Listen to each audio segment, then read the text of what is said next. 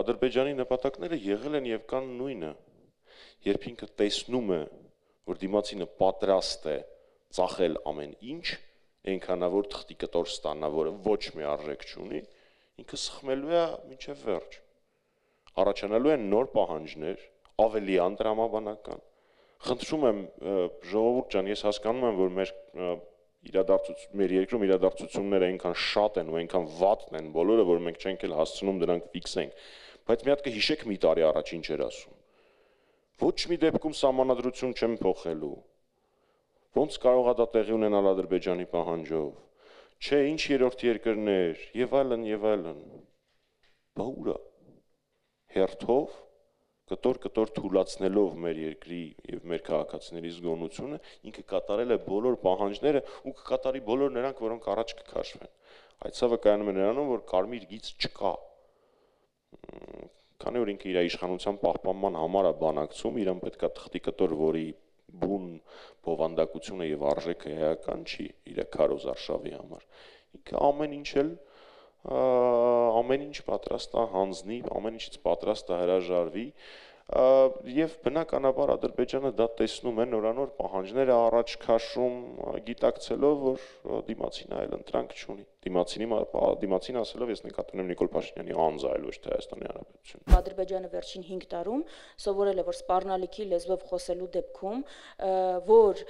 ահաբեկչական, այդ թվում նաև տեղեկատվական ահաբեկչական արշավներ իրականացնելու պարագայում ինքը ստանում է ավելին, քան կարող էր պատկերացնել, որովհետև ինքը պարզապես պատերազմի սպառնալիքով անցած տարի Տավուշում ստացել է Տավուշյան առաջնագծի կազմաքանդում։ Հիմա եթե դա աշխատում է, եթե Նիկոլ Փաշինյանը իր թիմը վերցնում են դա, մեր ժողովրդին վախեցնում են, սարսափեցնում են Ադրբեջանով եւ ասում են այլ ընտրանքը չկա, եթե սա չանենք, մեզ վրա հարձակվելուն ու պիտի զիջենք, ինչու պիտի դա չօգտագործի Ադրբեջանը։ Դա է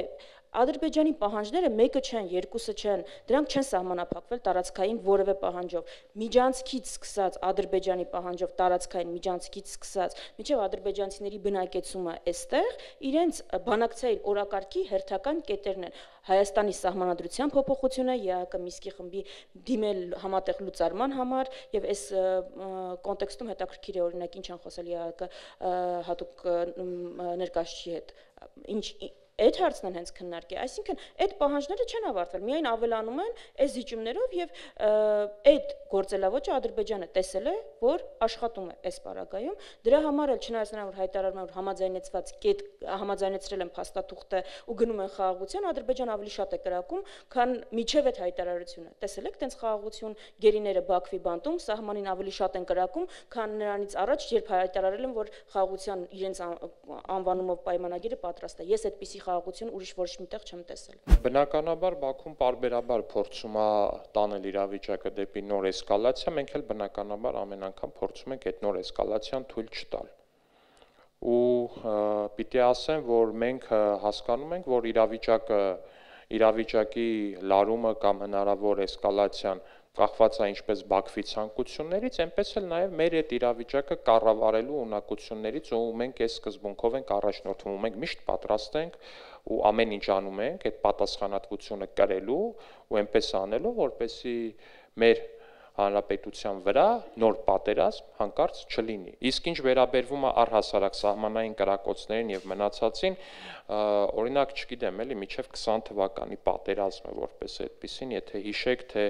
Տավուշի օրինակ սահմանամերձ գյուղերում ինչ վիճակ էր, թե Տավուշի սահմանամերձ գյուղերում առհասարակ ինչ մթնոլորտ էր, թե քանի տանիք կար Տավուշի սահմանամերձ գյուղերում, որ ուղղակի կրակված չէին գնդացիրներով, ու չգիտեմ, էլի դա համեմատելու չի ուղղակի ներկայիս էլի իհարկե անթույլատրելի սահմանային էսկալացիաների, այդ էսկալացիայի փորձերի եւ մնացածի հետ